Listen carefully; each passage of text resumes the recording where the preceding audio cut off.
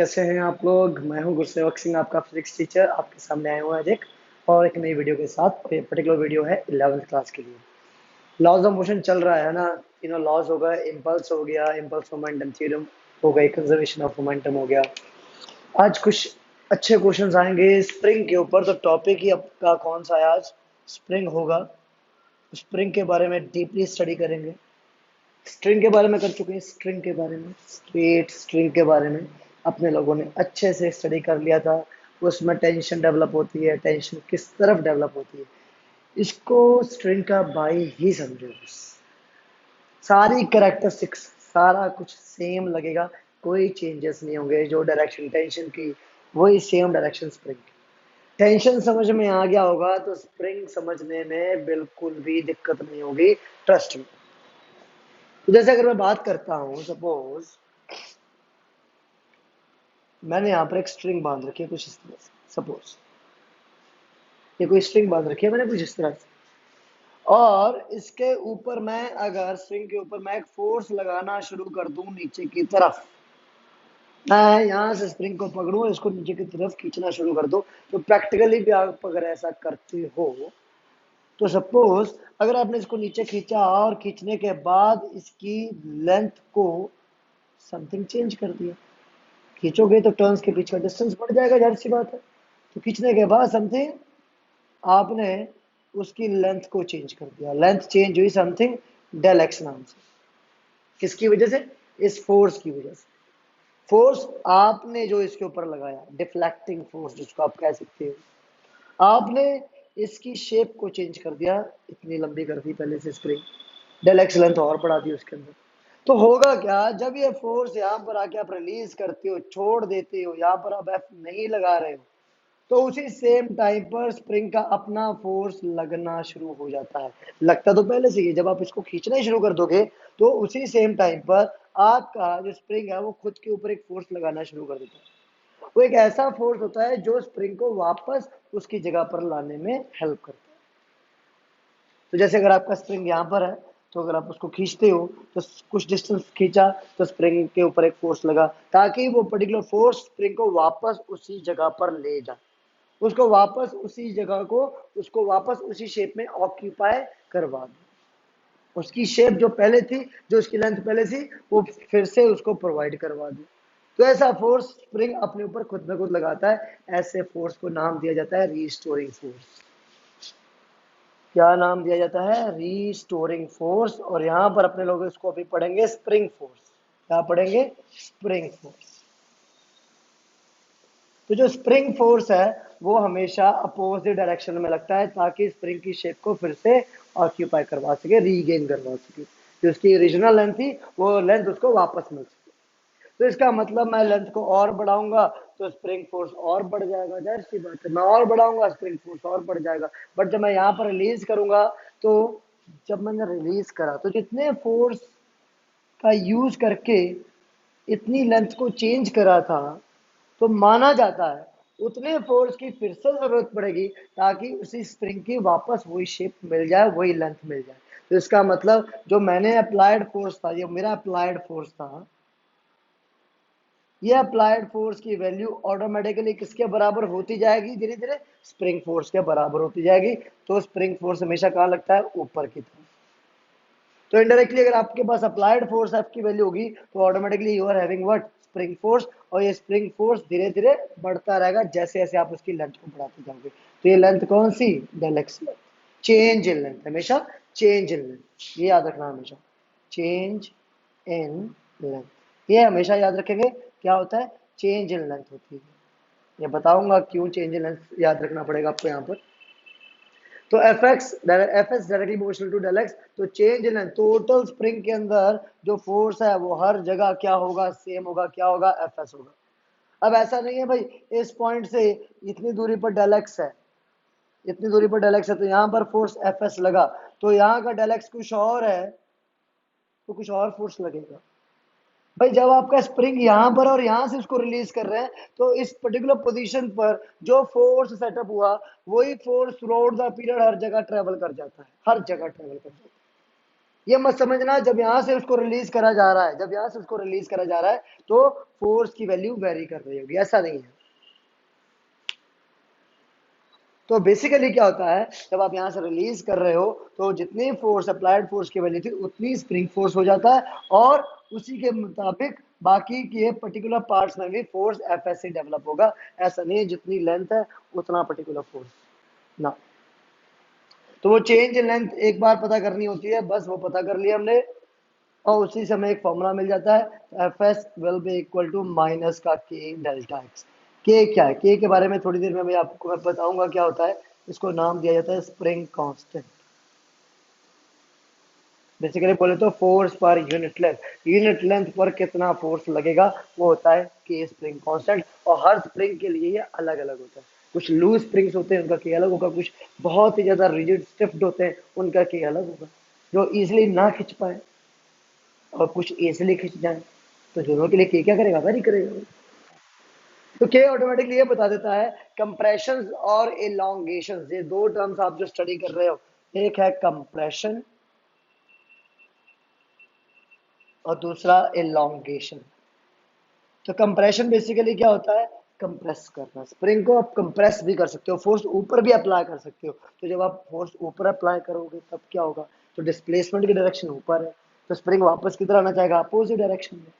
तो इसका मतलब एक चीज और समझ में आ जाती है कि force F S is always in opposite direction of.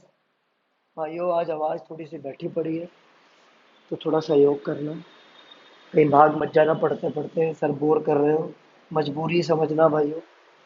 Opposite direction of displacement, मतलब स्प्रिंग जिस पर्टिकुलर डायरेक्शन में मूव कर रहा है तो स्प्रिंग फोर्स उसके अपोजिट डायरेक्शन में लगता है, जिसका रीजन था ये नेगेटिव साइन आपने यहाँ पर पुट कर। तो नेगेटिव साइन क्यों है, क्योंकि spring force always acts in the opposite direction of delta X. तो ध्यान से देखो, इस समय आपका डिस्प्लेसमेंट डायरेक्शन इधर थी, स्प्रिंग फोर्स कहाँ आया, ऊपर। और अगर मैं इसी में, ये इलोंगेशन है, ये इलोंगेशन है, अगर मैं करता कंप्रेशन तो मैं फोर्स लगाता ऊपर, मैं फोर्स लगाता ऊपर, डिस्प्लेसमेंट जाता ऊपर, बट स्प्रिंग किधर आना चाहता, स्प्रिंग वापस आना चाहता नीचे। कुछ इस तरह से आपको समझने हैं स्प्रिंग का कंप्रेशन और इलोंगेशन के केसेस। ये डेल्टा एक्स वाला जो कंसेप्ट है ना, इसको समझिए थोड़ा सा, और इसके बारे में बताता हूं मैं। इसके बारे में बड़ी कंफ्यूजन होती है बच्चों को।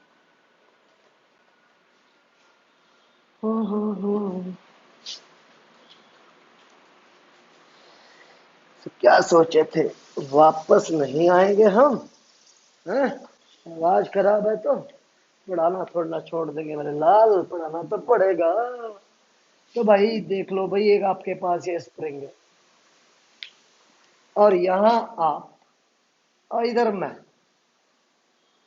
ठीक है, ये मैं हूं और ये आप हो, सपोज आप सारे के सारे जितने भी हो एक तरफ, मैं अकेला एक तरफ, क्या करोगे, कुछ नहीं कर पाओगे, घर पे बैठे हुए हो।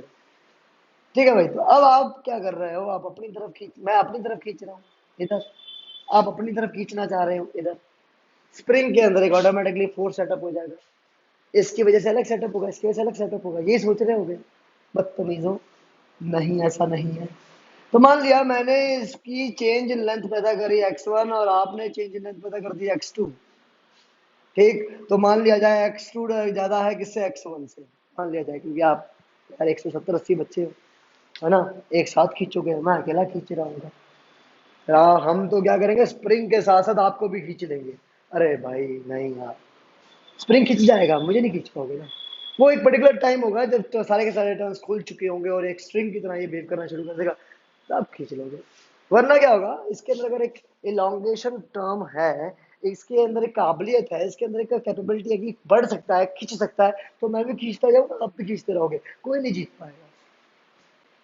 अच्छा सर, तो फिर ऐसा हो सकता है हमारा x2 ज्यादा, आपका x1 कम, तो हो सकता है जो डेल्टा x है, जो डेल्टा x है वो x2 माइनस x1 हो, कहीं उन्होंने ये भी सोचा होगा, है ना। बट ऐसा भी नहीं है यार।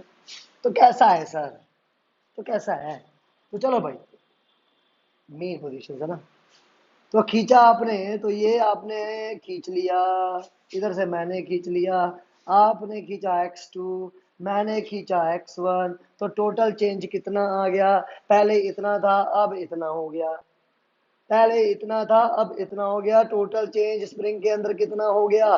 तो इसकी लेंथ बढ़ गई है, पहले से कितनी बढ़ गई है? तो बढ़ चुकी है x1 प्लस x2। तो चेंज क्या हुआ दोनों की लेंथ में? x1 प्लस x2 हुआ। अब आया मजा, है ना? तो x1 plus x2 total change आ गया दोनों स्प्रिंग्स में। तो ये डेल्टा x क्या बताएगा? इस कंप्लीट स्प्रिंग के अंदर का एफएस, और वो थ्रू आउट द पीरियड क्या होगा? सेम होगा। तो FS will be equal to minus का K delta X. FS will be equal to minus का के डेल्टा एक्स। समझते रहो इन चीजों को, कंफ्यूज हो जाओगे। हो सकता है बंदा क्वेश्चन ये पूछ ले, find the spring force from this particular side, तो आप जल्दी जल्दी क्या करो, के गिवन है, x2 से मल्टीप्लाई करा, इधर से स्प्रिंग फोर्स की वैल्यू ये आ गई। फिर बंदा पूछे फ्रॉम द अदर साइड, तो आपने जल्दी जल्दी सोचा यार इधर का के तो सेम ही होगा, स्प्रिंग सेम है, x1 से मल्टीप्लाई करो, इधर का स्प्रिंग फोर्स आ जाए। नहीं करोगे तो भाई मैंने थोड़ी देर पहले चीख चीख के बोला, गला खराब होने के बावजूद मैंने चीख चीख के बोला कि स्प्रिंग फोर्स हर जगह सेम लगता है।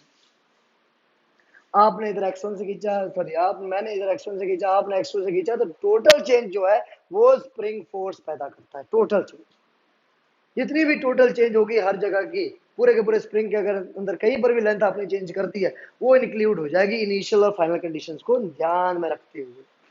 तो इस तरह आप एफएस की वैल्यू निकाल सकते हो। नहीं समझ में आया? चलो एक क्वेश्चन करते हैं।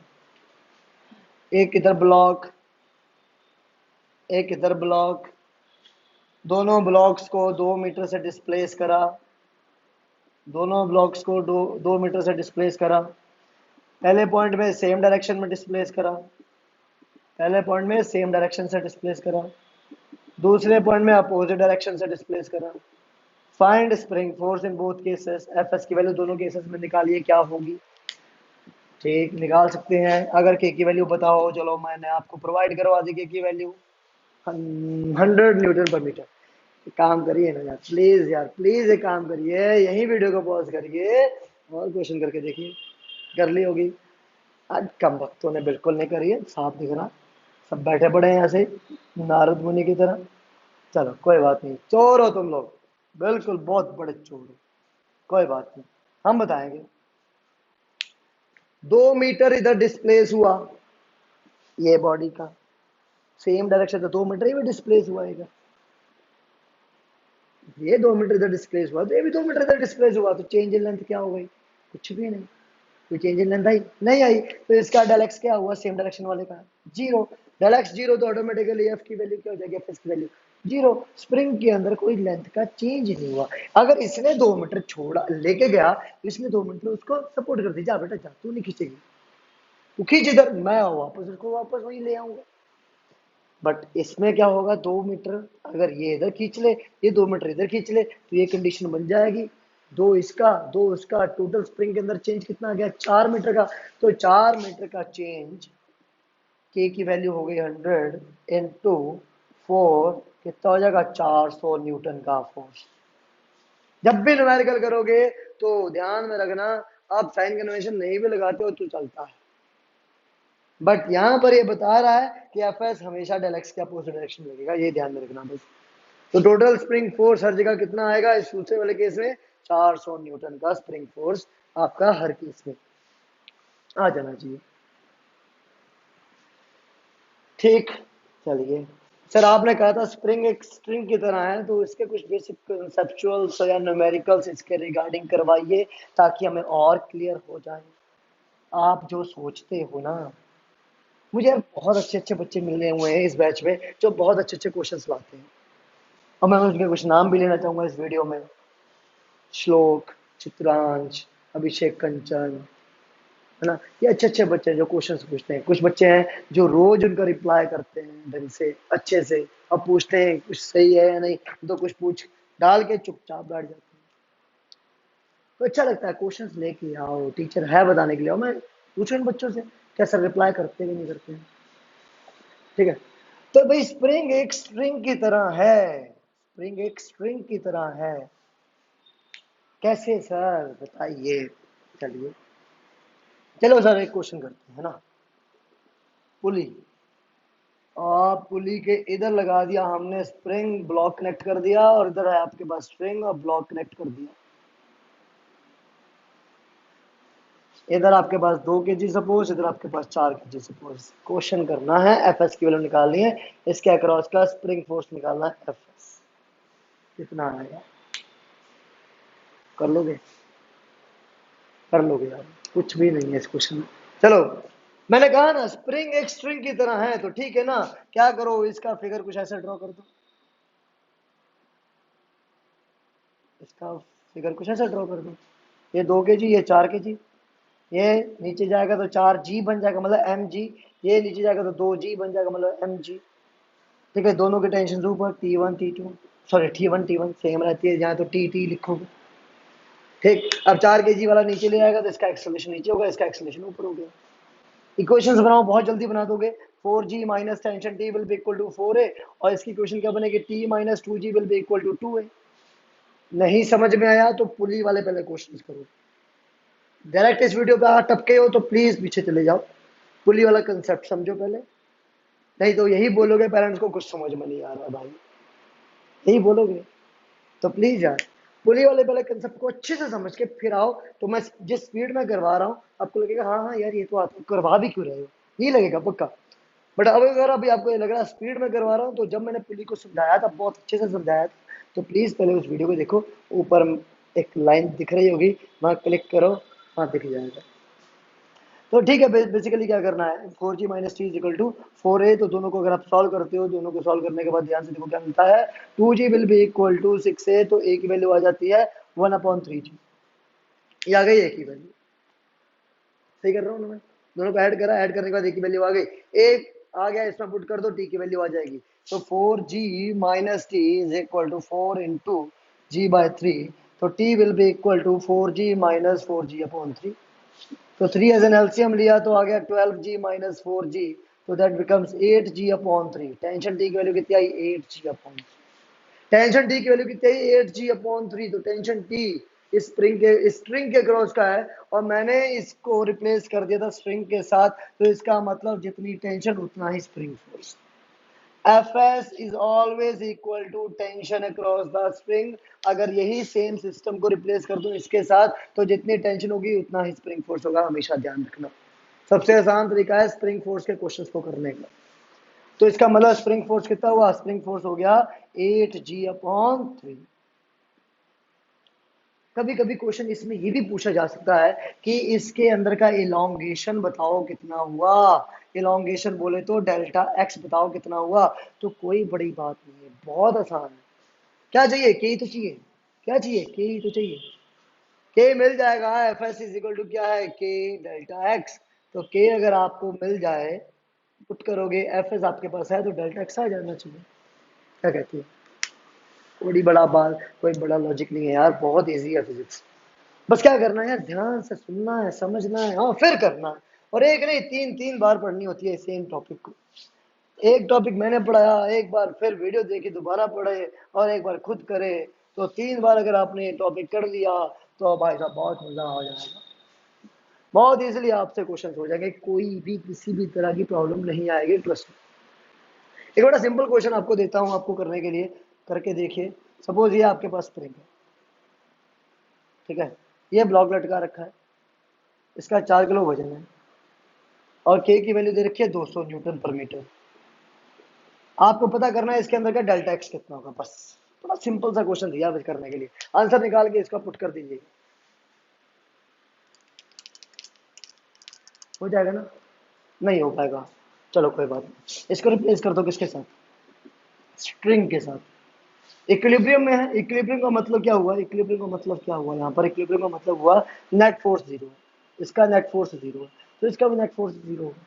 नेट फोर्स जीरो होने का मतलब बॉडी मोशन में नहीं है, ना ऊपर जा रही है ना नीचे जा रही है, वहीं के वहीं रुकी हुई है। अब जब भी नेट फोर्स जीरो होता है तो इक्विलिब्रियम की कंडीशन आती है, दैट मींस बॉडी का मोशन नहीं हो रहा। ठीक है, तो भाई ये पर्टिकुलर ब्लॉक, इसका mg वेट नीचे है, टेंशन टी ऊपर है। ठीक है, टेंशन टी ऊपर है, mg नीचे है। तो इस कदर आपको टेंशन टी की वैल्यू किसके बराबर रखनी पड़ेगी, एमजी के बराबर रखनी पड़ेगी। तो टेंशन क्या होता है, टेंशन तो आपको थोड़ी देर पहले मैंने बताया था क्या होता है, एफएस होता है। तो एफएस की वैल्यू किसके बराबर हो जाती है, एफएस की वैल्यू एमजी के बराबर हो जाती है, एफएस की वैल्यू एमजी के बराबर हो जाती है। तो एफएस की वैल्यू, एफएस आपके पास कितना, K delta X is equal to MG. M पता है, के पता है, जी पता है, डेल्टा एक्स निकाल के जल्दी सबमिट कर दीजिए, वरना बहुत दिक्कत होगी आपको। अटेंडेंस का जो सिलसिला चला आ रहा है वो चलता रहेगा, कुछ सीरियस नहीं ले रहा है। तो जब जिस दिन 75% बिलो आपकी अटेंडेंस आएगी तो मैं रिकॉर्ड दिखा दूंगा, देख लीजिए। गूगल क्लासरूम पे कमेंट हैं रखे हुए हैं, मैं शीट निकाल लेता हूँ। यूट्यूब के कमेंट्स ये देख लीजिए इन बच्चों के, और मेरे पर्सनल व्हाट्सएप पे भी 2-4 बच्चे कर देते हैं, बट अवॉइड करो व्हाट्सएप पे करने के लिए। अब एक काम करो, यूट्यूब के नीचे सारे के सारे कमेंट्स कर दिया करो, तो मुझे बहुत फायदा होगा। तो एक साथ मुझे सारे के सारे कमेंट्स मिल जाएंगे, क्योंकि यूट्यूब भी शायद आपका गूगल क्लासरूम के साथ लिंक होगा, तो जो पर्टिकुलर नाम आपका गूगल क्लासरूम पे है वही यूट्यूब पर आ जाएगा, और इसलिए मैं अटेंडेंस लगा सकता हूँ एक ही जगह पर, मुझे बार बार मेहनत नहीं करनी पड़ेगी। आप लोग मेहनत करवाते हो, मैं करता हूँ, मुझे मेहनत से बिल्कुल डर नहीं लगता भाइयों, मैं बड़ा ईमानदार हूँ अपने काम के लिए, सीरियसली। 60 मिनट का लेक्चर होता है, आपने देखा होगा मेरी वीडियो 40-45 मिनट की होती है, 35 से तो ऊपर ही मिलेगी, है ना। एक ऑर्डिनरी क्लास भी जब अपने लोग लेते हैं तो बेसिकली क्या होता है, टीचर लिखता है, फिर आपको उतारने का टाइम देता है। यहाँ उतारने का टाइम नहीं है, तो वो पर्टिकुलर टाइम तो हम क्लास में आपको देते हैं, लिख लो, तो टाइम हमारा भी थोड़ा सा खराब हो रहा होता है। यहाँ आपको उतारने का टाइम नहीं है, क्यों, आप खुद वीडियो को पॉज करके उतार सकते हो, तो वो टाइम सारा का सारा बच रहा है। तो अगर किसी दिन 45 मिनट की वीडियो बन जाती है तो समझ लेना वो 1.5 घंटे की वीडियो है अकॉर्डिंग टू क्लास। तो ऑनलाइन क्लास का ये सबसे बड़ा फायदा है, सबसे बड़ा, you get more in small time, हाँ है ना, बहुत ज्यादा मिल जाता है स्मॉल टाइम में। ठीक है, एक और क्वेश्चन करते हैं, मूवेबल। चलो, अब मैंने क्या करा, यहाँ लगा दिया भाई, तेरी सर ये क्या कर रहे हो, बहुत आसान हो जाएगा। ये एक सिस्टम को मैंने स्प्रिंग के साथ ऊपर लगा दिया, यहाँ का एफएस पता करके बताओ कितना होगा, जब यहाँ पर 2 kg है, यहाँ 4 kg है, कर लोगे, कोई दिक्कत नहीं आएगी, बिल्कुल कोई दिक्कत नहीं आएगी, बिल्कुल मत घबराना। देखो मैं पूरा तो नहीं करवाऊंगा, 2G 4G ये सिस्टम ऐसे ही ऊपर नीचे होगा, इस क्योंकि ये तो पुली का क्रॉस है ना, तो 4G नीचे चला गया, ठीक है, तो एक्सेलरेशन इसका नीचे जाएगा, इसका एक्सेलरेशन ऊपर जाएगा, तो टेंशन टी यहाँ, टेंशन टी यहाँ। तो भाई इसी स्प्रिंग में अगर ये टेंशन ऊपर है तो यहाँ टेंशन नीचे होगी, इसी स्प्रिंग में ये टेंशन ऊपर है तो ये टेंशन नीचे होगी, तो ये दोनों टेंशन मिलके स्प्रिंग को नीचे खींच रही होगी, तो एफएस कहाँ जाएगा, एफएस ऊपर जाएगा। तो इसका मतलब इस पर्टिकुलर पुली को नीचे खींचने का काम दोनों टेंशन कर रही हैं, तो जितना पर्टिकुलर फोर्स स्प्रिंग को खींचता है, स्प्रिंग के अंदर भी उतना ही फोर्स सेटअप होता रहता है, याद आया। मैं फोर्स एफ लगा रहा हूँ स्प्रिंग पर, तो स्प्रिंग में ऑटोमेटिकली कितना फोर्स डेवलप होता रहेगा, जितना आप अप्लाई कर रहे हैं। तो पुली के ऊपर कितना अप्लाई हो रहा है, टेंशन टी इधर से, टेंशन टी इधर से, टोटल कितना हो गया, टोटल 2T टेंशन हो गया पुली के ऊपर। तो पुली किसके साथ कनेक्टेड है, स्प्रिंग के साथ, तो इनडायरेक्टली 2T किसके बराबर हुआ, एफएस के बराबर हुआ। मुझे मेनली क्या करना है, मुझे टी निकालना है, टी निकल आएगा तो 2 से मल्टीप्लाई करूंगा, मुझे एफएस मिल जाएगा। और इसमें क्वेश्चन क्या बन सकता है, के गिवन है 200 न्यूटन पर मीटर, तो उसका डेल एक्स निकाल के दिखाओ, वो भी मिल जाएगा। पर टेंशन टी निकालना है ना, पुली का कंसेप्ट अच्छा होना चाहिए, पुली का कंसेप्ट नहीं समझ में आ रहा है, पुली का कंसेप्ट, तो जाइए पीछे की वीडियोस में, पहले यहाँ मत रुकिए, टाइम वेस्ट मत करिए। ठीक है, तो मैं टेंशन टी आपको निकाल के दिखा देता हूँ फिर से, देखो 4G minus tension T is equal to 4A, वही सेम, 4G नीचे, टेंशन ऊपर, एक्सेलरेशन नीचे, तो 4G बड़ा होगा किससे, टेंशन टी से, तो नेट फोर्स कितना आएगा, नेट फोर्स आएगा 4G minus T is equal to 4A। अगर इसकी बात करता हूँ, टेंशन टी ऊपर है, 2G नीचे, तो T minus 2G is equal to 2 है। तो ये इक्वेशन नंबर 1 हो गई, ये इक्वेशन नंबर 2 हो गई, दोनों को सॉल्व करोगे, तो दोनों को सॉल्व करा तो कितना आया, 2G इधर आया और 6C इधर आया। तो बार बार सर एक ही वैल्यू ले रहा, चलो यार अगली बार सॉरी यार चेंज कर दूंगा, ठीक है, एक ही वैल्यू फिर से आगे G/3। मुझे यार बेसिकली कंसेप्ट ही तो समझाना है आपको, कंसेप्ट समझ में आना चाहिए। एक वैल्यू आ गई G/3, तो एक ही वैल्यू को यहाँ पुट करते हो, टेंशन की वैल्यू आ जाती है, टेंशन की वैल्यू फिर से वही आ जाएगी सर 8G/3। ठीक है, तो टेंशन की वैल्यू आ गई, इसको यहाँ पुट करो तो एफएस की वैल्यू कितनी आ जाएगी, एफएस की वैल्यू आ जाएगी 16G/3, वॉइस हो जाएगा ना इसकी। एफ एस की वैल्यू ये आ गई, डेल एक्स निकालना है तो F S is equal to K delta X, तो F S will be equal to K की वैल्यू 200 और डेल्टा एक्स की वैल्यू पता नहीं, और एफ एस की वैल्यू 16G/3। करो जल्दी से। तो इस तरह से आप क्वेश्चंस और कर सकते हो भाई। इंक भर लो यार, इंक खत्म हो रही है। समझ में आ रहा है ना?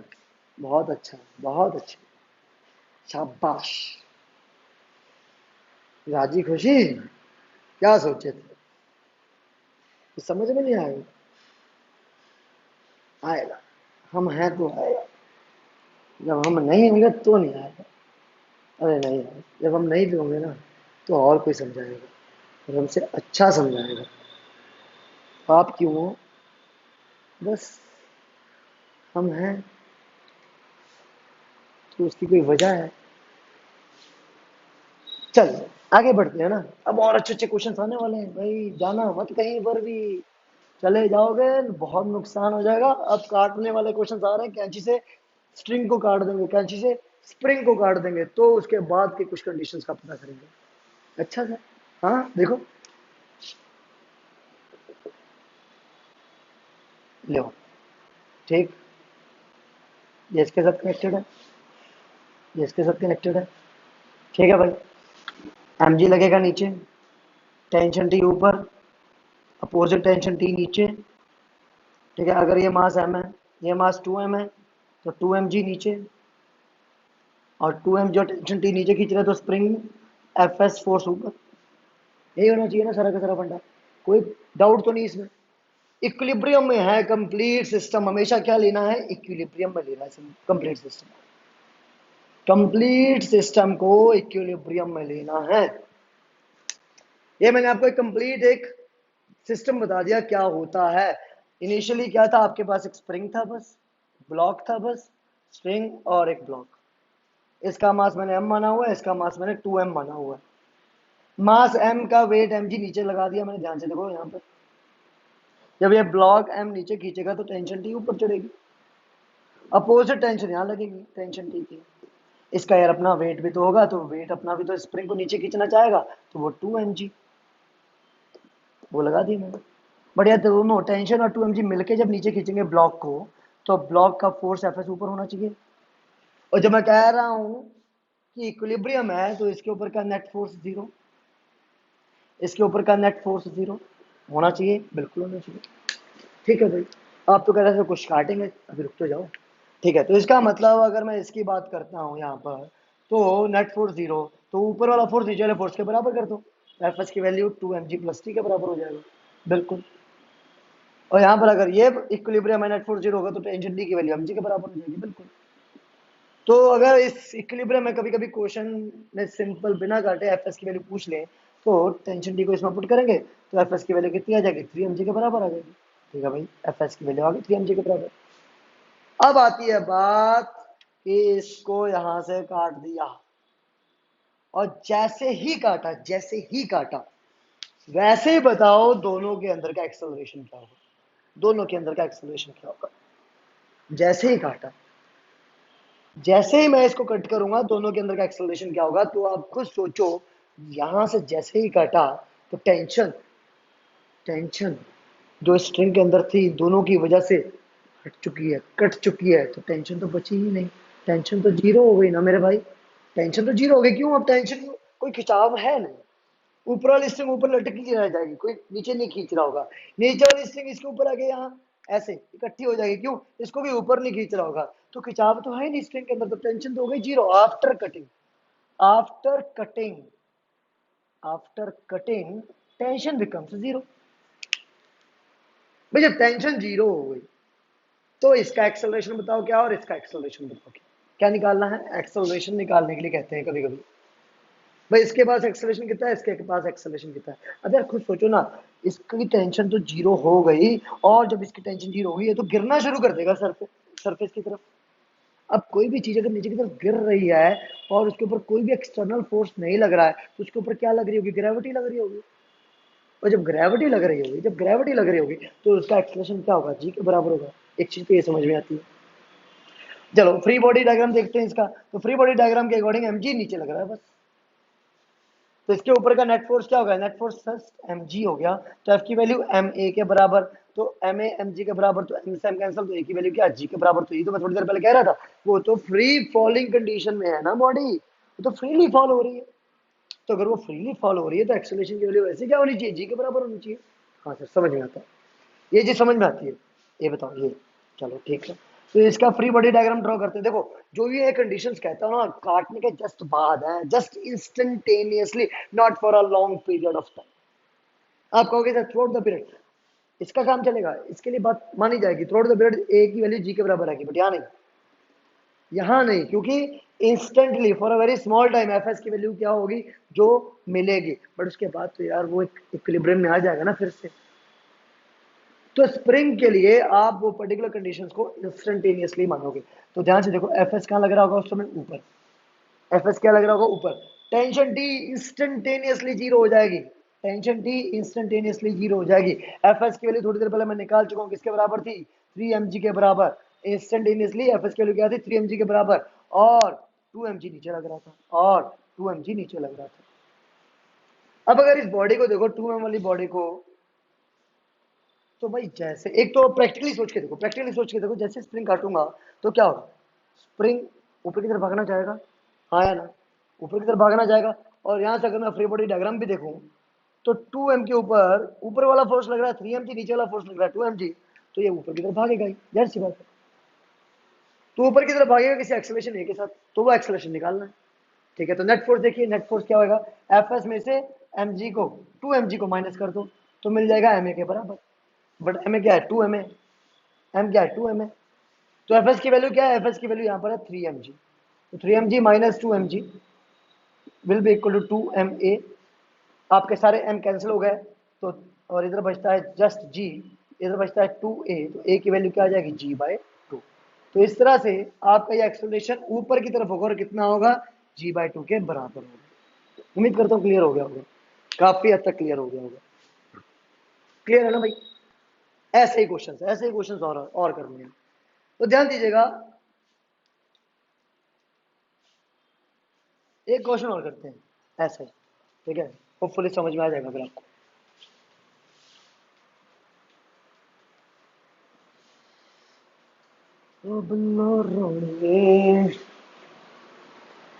मेरा साथ हो, तेरी याद में डूबा डूबा मैं रहता हूँ, ओह माय गॉड। चलो भाई, ये ए ब्लॉक, ये बी ब्लॉक, ये सी ब्लॉक, तीनों के अक्रॉस का एक्सेलरेशन निकालो कितना होगा, तीनों के अक्रॉस का एक्सेलरेशन निकालो कितना होगा। लो भाई, तीनों के अक्रॉस का एक्सेलरेशन निकालना है आफ्टर कटिंग, आफ्टर कटिंग, अच्छा। तो इसका मतलब इनिशियल तो इक्विलिब्रियम पे होगा ना, जब काटने से पहले, काटने से जस्ट पहले इक्विलिब्रियम पे होगा, तो इक्विलिब्रियम की कंडीशन देखो क्या क्या होती है। ठीक है, देख लेते हैं। मास m, तो उसका mg नीचे, मास 2m उसका 2 mg नीचे, मास 3m उसका 3 mg नीचे। चलो भाई मान लिया, ठीक। ये नीचे खींचेगा तो फोर्स एफ एस ऊपर की तरफ, इक्विलिब्रियम है, एक्सेलरेशन जीरो, तो फोर्स एफ एस आपका 3 mg के बराबर। तो जितना फोर्स ऊपर उतना फोर्स नीचे भी, तो यहाँ से भी नीचे की तरफ खींच रहा होगा, तो ये एफ एस हो गया, एफ एस इधर नीचे की तरफ लग रहा है, ठीक। और यहाँ टेंशन टी ऊपर की तरफ, ये टेंशन टी ऊपर की तरफ, और ये टेंशन टी नीचे की तरफ, यहाँ पर इस बॉडी पर, और यहाँ से फोर्स एफ एस ऊपर की तरफ। ठीक है, सब क्लियर होता है। अब आफ्टर कटिंग कहने का मतलब यहाँ से काट दिया भाई मैंने, बीच में, बीच में से काट दिया, तो ठीक, टेंशन टी टी डायरेक्टली क्या हो जाएगी, zero. But tension T zero करने से पहले इनके फ्री बॉडी डायग्राम देखते हैं, ए का देखते हैं। तो टेंशन टी नीचे, एम जी नीचे, और एफ एस ऊपर, क्लियर, ठीक है। उसी सेम टाइम पर अगर मैं बी का देखता हूं, तो 2m, 2m, तो 2m के ऊपर टेंशन ऊपर, 2m के ऊपर टेंशन ऊपर, और नीचे की तरफ एफ एस, और साथ में साथ 2mg। और अगर मैं देखता हूँ 3m का, अगर मैं देखता हूँ 3m का, तो 3m का ऊपर एफ एस, और नीचे है mg, that is 3mg। Clear? तो अब मैं पहला काम क्या करूं? पहला काम तो मुझे ये करना चाहिए ना, मुझे सारी वैल्यूज निकाल लेनी चाहिए और मुझे निकालना है उसके बाद का एक्सेलरेशन। तो पहले मैं सॉल्व करता हूँ सारी चीज़ों को। सॉल्व करते हैं तो यहाँ पर आ जाता है एफ एस की value T plus M G के बराबर। पहली कंडीशन यहाँ से मिलती है। दूसरी कंडीशन यहाँ पर क्या मिलता है? यहाँ मिलता है टी की value F S plus two M G के बराबर। अच्छा, एक चीज मैंने गलती क्या करी, अगर ये एफ एस वन है तो इसको एफ एस टू मानो, अलग अलग मानो ना, स्प्रिंग अलग अलग होंगे। ये एफ एस टू होगा तो ये एफ एस वन, ये एफ एस टू, ये एफ एस टू। ठीक है, तो ये एफ एस वन हो गया, ये एफ एस टू हो गया और ये एफ एस टू हो गया। ठीक है, स्प्रिंग अलग अलग भी तो दिए जा सकते हैं, सेम होंगे तो एफएस कोई दिक्कत नहीं, कोई प्रॉब्लम नहीं है। बट अगर अगर अलग अलग हुए तो स्प्रिंग कांस्टेंट्स अलग अलग होंगे, इस बात का ध्यान रखना भाई। ठीक, अब एफएस2 की वैल्यू यहाँ पर किसके बराबर है? एफएस2 की वैल्यू यहाँ पर है 3mg के बराबर। अब एफएस2 की वैल्यू 3mg के बराबर है तो इसको यहाँ पुट करूंगा, मुझे टी की वैल्यू मिल जानी चाहिए। ठीक है, तो टी की वैल्यू आ गई 5mg के बराबर। लो, टी की वैल्यू भी आ गई, एफएस2 की वैल्यू भी आ गई, तो टी की वैल्यू को यहाँ पुट करूंगा, एफएस1 आ जाएगा। हाँ बिल्कुल आ जाएगा, एफएस1 की वैल्यू कितनी? 6mg के बराबर आ गई। सारी वैल्यूज मिल चुकी हैं before cutting, when the system was in equilibrium. जब सिस्टम आपका इक्विलिब्रियम में था तब की सारी वैल्यूज मिल चुकी हैं। मैं जैसे ही काटूंगा टेंशन टी जीरो हो जाएगा भाई, मैं जैसे ही काटूंगा टेंशन टी की वैल्यू जीरो हो जानी चाहिए। टेंशन टी जीरो हो गया, टेंशन टी जीरो इसमें हुआ, टेंशन टी जीरो इसमें होगा, बिल्कुल हो जाएगा। तो मुझे निकालना है एक्सेलरेशन क्या होगा। तो पहला काम ये पता करो सबके ऊपर का नेट फोर्स किस तरफ और कितना लग रहा था। तो मैं अगर इसकी बात करता हूँ, इस बॉडी की बात करता हूँ आफ्टर कटिंग, तो एफ एस वन ऊपर की तरफ आफ्टर कटिंग और एम जी नीचे की तरफ। तो टी तो जीरो हो चुका है ना। अब एफ एस वन ऊपर है 6mg के बराबर, एम जी नीचे है, तो इसका नेट फोर्स कितना हुआ? M G, 6mg minus M G. आपको नेट फोर्स मिला, किसका नेट फोर्स मिला? इसका नेट फोर्स मिला, ए वाले का मिला।